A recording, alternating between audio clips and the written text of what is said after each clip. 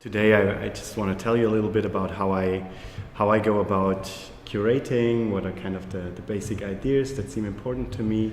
I've chosen 6 examples, which are kind of mixed because the first one was not a curation, it was a show where I participated, and I was initially invited as a philosopher to participate. It was a collaboration with the art school, National Art School in Nizza, in France. The exhibition was called L'Exposition des idées, so exposing ideas, I guess, or exhibiting ideas.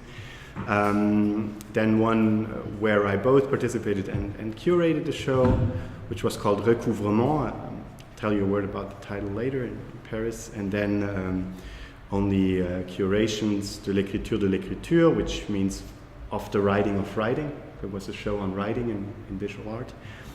Drawing after digital, the title is pretty much the program of the show, so it was about how digital has transformed drawing practices, even when people continue to draw by hand.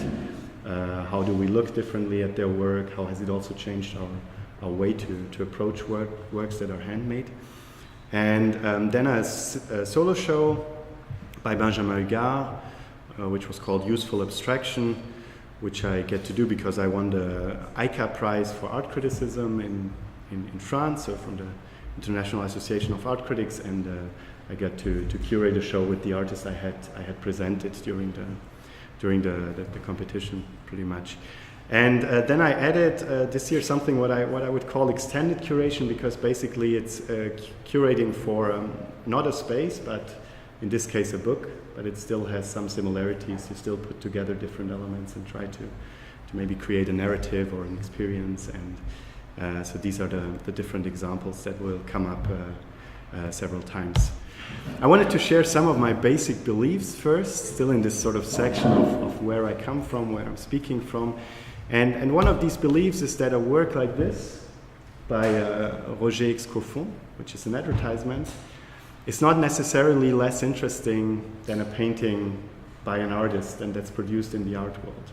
So I don't find the frontier between art and non-art a particularly useful and interesting frontier. I think they're interesting works, complex works, successful works, and some of them are art, and some of them are not. Some artworks are very boring, and some works that were produced in another context, commercial context, for example, can be very interesting. And so I try to somehow drag that a little bit into my exhibition practice to sort of open up towards less expected cases of production than artworks, even when I show work in a gallery. Or I believe that this, which I found on the street, plasticky, bad typography, haute couture, which probably is not haute couture, sort of contradiction between the form and the content, is maybe just as interesting, if not more, than, Pollock's. Here is an example. And just Pollock has this sort of high art credentials. Cosset, of course.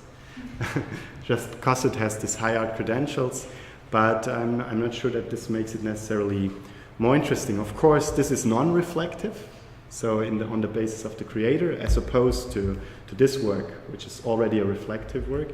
Here it's, of course, the gesture of taking that out and declaring it as something interesting. So here, if I would show that in an exhibition, which for now I never did, but it would be more of an appropriation by the curator of something which was not created with an intention of creating, an artistic statement. But of course, this could be called a contradiction, and I find it somehow more interesting than the tautology, which was so prominent with conceptual art.